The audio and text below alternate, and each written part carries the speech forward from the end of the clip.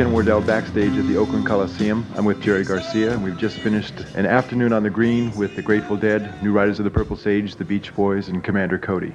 The weather held up perfectly, and everybody seemed to get off righteously. Right from the very first album, you did a song called The Golden Road to Unlimited Devotion. Yeah. And you've been down that long road. Yeah. Now tell me how golden it's been. Well, that's kind of difficult. It's difficult for me to look at any of the Grateful Dead experience in a historical perspective, or say it's been added up to this right at this point. You know, it's not like that. It's more like the thing that I relate to is the last thing we've done, which in this case is the concert that we just did this afternoon. That's as far as I'm concerned, that's what it adds up to. And sometimes it's real good, and sometimes it's not as good as it should be, and that's the kind of thing I relate to, really. What the most immediate experience, you know, rather than the sum of the whole thing. The sum of the whole thing has been good enough for us to still be getting on stage and enjoying it, you know. But for Jerry Garcia, it's meant more than just the Grateful Dead. It's R&B, it's been country and western, it's been hardcore bluegrass with Old and In the Way. Yeah. And the many different vehicles of music that you have gotten into. Mm-hmm. And that road has been multi-diversified. Yeah, I hope to diversify even more too. I mean, as long as I'm interested in music, and music it's infinite. You know, it just goes on and on. I mean, I don't think of myself as being particularly accomplished or really very diversified, but you know, I think, you know, I enjoy like all the kinds of American music that I play, which is, I guess you could say that's what it is. You know, that's the one thing that all those musics have in common. They're all from here. On the new album is a Chuck Berry tune, definitely an R&B based album, all the way through. But Let It Rock in particular is R&B based, and that's American music. Oh, for sure. In fact, in my opinion, one of the reasons that we did that song was, in my opinion, that's like Chuck Berry's most economical tune. You know what I mean? It only has 3 short verses and no catchy refrain or any of the other things that made a lot of his other songs popular, and it's just a direct, hard, simple narrative, you know, that really says what it says, and it's dynamic and all that. I think it's just a beautiful piece of rock and roll poetry, whatever that is. You know, that's what that song is to me. The lyrics to it are incredible. The first remembrance I had of you was down at Palo Alto at Dana Morgan Music, where you said you were a banjo teacher. Right. And you've gone through the many different instruments of guitar and banjo, and you're playing now a custom guitar made by a guy named Doug Irwin, who lives up in Toddy, and who's just an excellent craftsman, fine guitar maker, and as far as I'm concerned, one of the best of the young guys that are currently making instruments. There's sort of a renaissance in instruments. People are making instruments for rock and roll musicians or for electric music that are finally, you know, getting to a state where you can really describe them as quality instruments, something new. Mostly, I mean, electric guitar, as long as it's been in existence, has been basically a commercial venture, you know? and it's been an assembly line thing, that kind of a thing. It's never has received extra fine treatment like a classical guitar or arch top jazz guitar. Those guitars are the guitars where you could, you know, conceivably buy an expensive quality guitar. But now there's guys starting to do that with electric instruments. It's really nice. The Grateful Dead sound system is quite a monstrous setup. It probably takes at least a day to get it all together. Not really. I think they've got it down to about 4 hours. I think it goes up in about 4 hours. That's incredible. And I went from the center field, from where the stage was, to the home base, and it sounded as clear and as perfect as it was, as close to the stage as I could possibly get. It was one of those fine sound systems that the distance didn't make much difference at all. It works. That's the thing about it, is that it works. We were talking earlier, too, about how your guitar bounces off walls and how you really like to project your guitar work into the outermost reaches. Yeah, that's a certain amount of, a lot of my approach to the guitar on the technical level has been to be able to project to the back of the house. It's like I explained, it's from going to concerts in the old days, and in the days when people had real dumb little PAs and stuff like that, and wishing I could hear the guitar player better. And you know, wanting to, and so I would put myself in his position and say, okay, we're going to go on stage, pretty soon. I would like to be able to get my guitar to project to the back wall. So, I'm going to consciously try to do that. And so that's my style incorporates that element, the thing of hearing the echo and all that. Maybe you can tell us a little bit about the difference between round records and Grateful Dead records. Yeah, well, Grateful Dead records, like as the name implies, is records that are going to be the Grateful Dead performing. They are Grateful Dead records. Understand? Sure. Sure. And round records is my spin-off. Basically, what that means is basically the ownership of it is on me and Rakow. We're working together more or less, and that really means that he's more or less managing it. And it's mostly a situation for me to be able to try things out and do things. And I'm not particularly concerned about succeeding as a record company. I don't want to make a career of that. I just want to see what happens. I don't really have any big plans or anything like that. I just want to see what happens. And I didn't want to have Grateful Dead records have to take up the burden of my solo record or whatever. I didn't want to put them, codependent or something. The Grateful Dead lyricist Robert Hunter has got a record out just simultaneously with your record. Right. And could you tell us a little bit about that one? Yeah, well, it's Hunter's record. He assembled it largely in terms of putting together the musicians and the approach on the way the tunes were going to work and all that sort of stuff. And my participation in it was that I played guitar in a couple of cuts and I mixed it. I did the remix on it, which is what you hear on the current record. And I enjoyed working on it. I enjoyed mixing it, and I definitely enjoyed listening to it. It's I feel that it has probably more substance in terms of the content of the lyrics and so forth. Well, a lot more substance than my record does. It's a lot deeper, certainly. And for me, it's always groovy to hear Hunter become a performer. Coming from the role of a writer, but he's always been like a performer a little bit, in certain levels. And now he's on this record. It's interesting to hear him do what he does. He has a unique approach to the whole thing. The single from the album is Mac Rabinak's song, right? Yeah, it looks like it's going to be What Goes Around, which is Dr. John's tune, good tune. And the other side is the Rolling Stones tune, Let's Spend the Night Together. In our earlier talk, we were talking about how the Allman Brothers have been influenced by the English interpretation of the white or the black R&B of America. Right, yeah. To a certain extent, I think Dwayne always sounded as though he'd listened to Clapton. He had a certain amount of Clapton's turns, which are sort of unique. And Clapton had spent a lot of time listening to blues guys, B.B. King, certainly Freddie King and Albert King, the King family. And so there's that kind of a thing going on there. And the Southern players are influenced by all kinds of different music. They're influenced by country blues and by R&B and by modern rock and roll and English music. Just like everybody. America's getting to be very homogenous in terms of influences. Country music, a little of that in there. And the Allman Brothers certainly have been influenced by the Grateful Dead, and probably vice versa.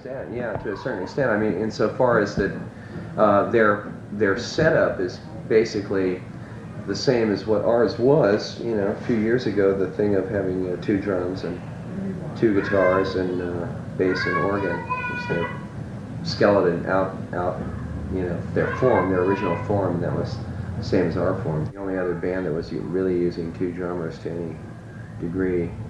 And in a sense, they sort of took up from where we left off on that level, and went in their own direction with it, which has been groovy as far as I'm concerned. We've gone somewhere else musically and been trying out different things.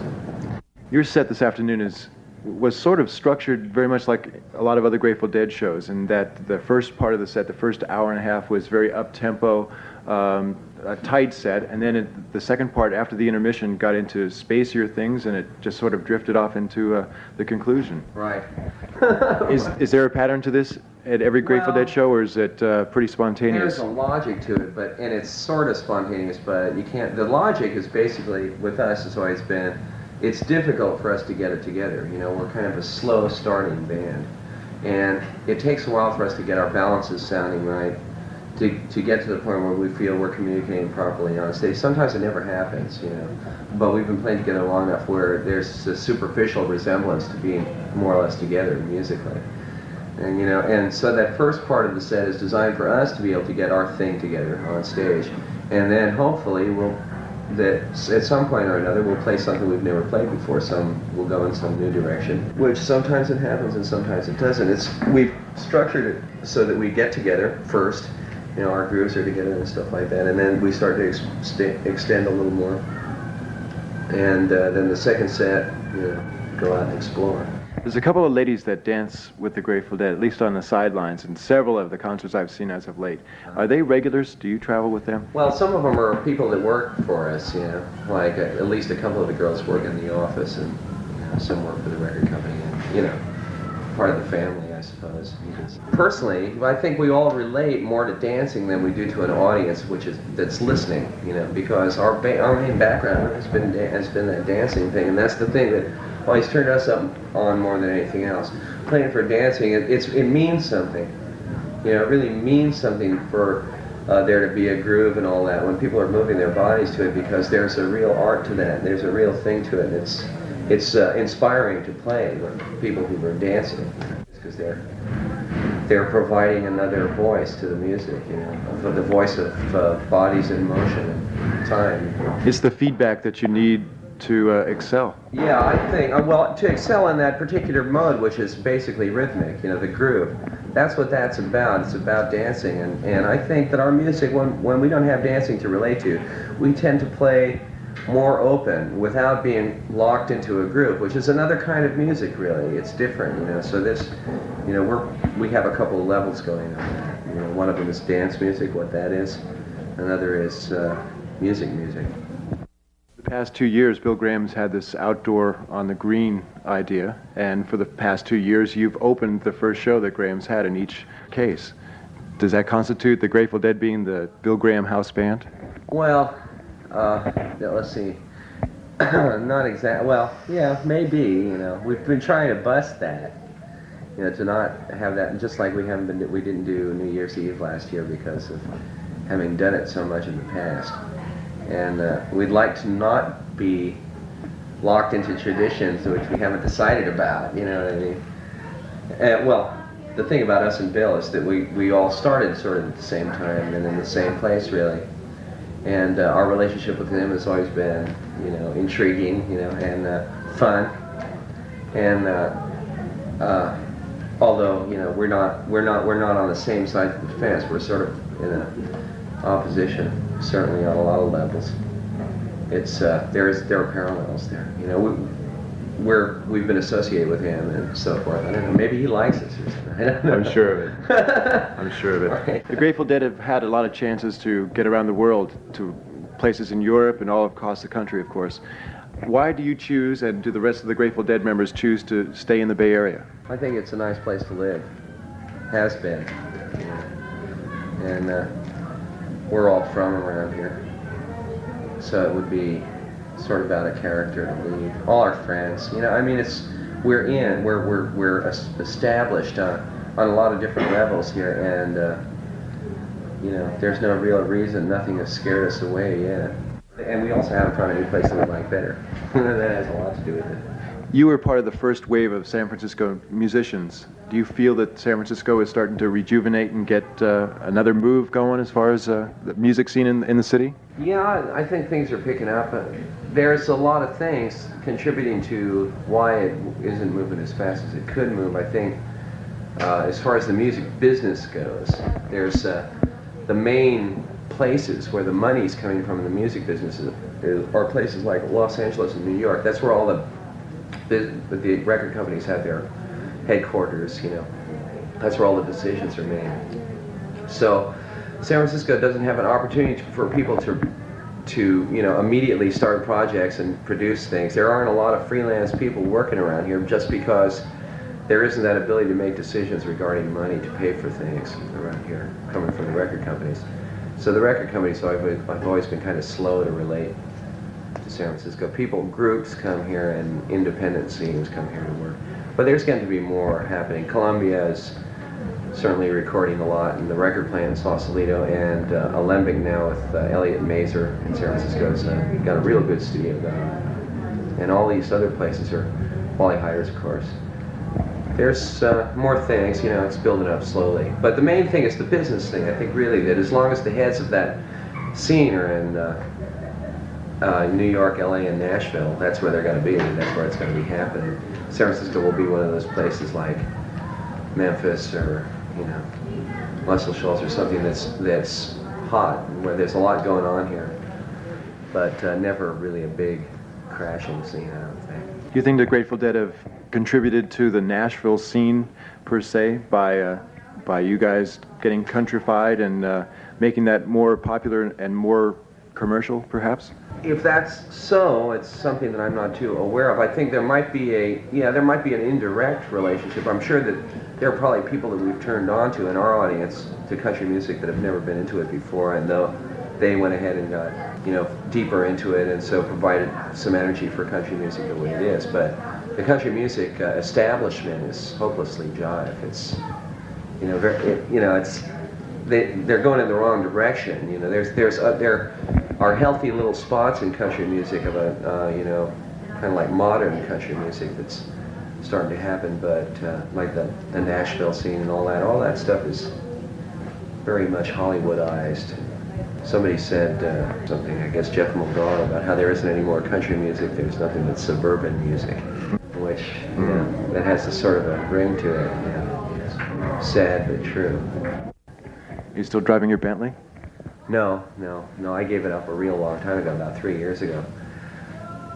You know, I got a bargain on it, and a nice... It was a classic car. Why don't you describe it just a bit? It's a 48 Bentley, but when it'd been owned before by these guys in Chicago, and it had that thing that happens to cars when you drive them in the Midwest on them salt rock snow roads, you know, that stuff, and the body was rotted out and rusted out all underneath. You know, the fringe though was nice. It was beautiful from the outside, but underneath it was crumbling, you know.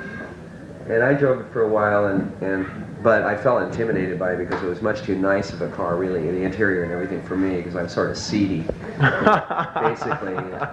So I passed the car on to a friend. I laid it on a friend, and he laid it on somebody else. But it's still in the family. It's still running around.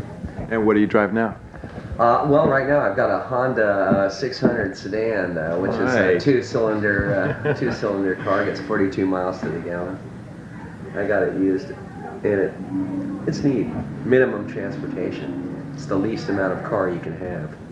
And the feedback that we've gotten has been groovy. People are into helping us, and people are into, you know, doing what they can. Still, we'd like to move it on. We would like really for the whole thing to be providing some kind of economic flow back into the community that's supporting us anyway, you know, and it eventually will be structured so it can do that, you know, hopefully. Well, the Deadheads are a lot in number. Yeah, right. They have been pretty well. They're all real patient and good people too. And the feedback we get from them is out of sight. The letters and stuff, you know, it's really nice. Well, it's been a pleasure talking to you today. Thank you. Okay, again soon. Thank you, Jerry. Yeah.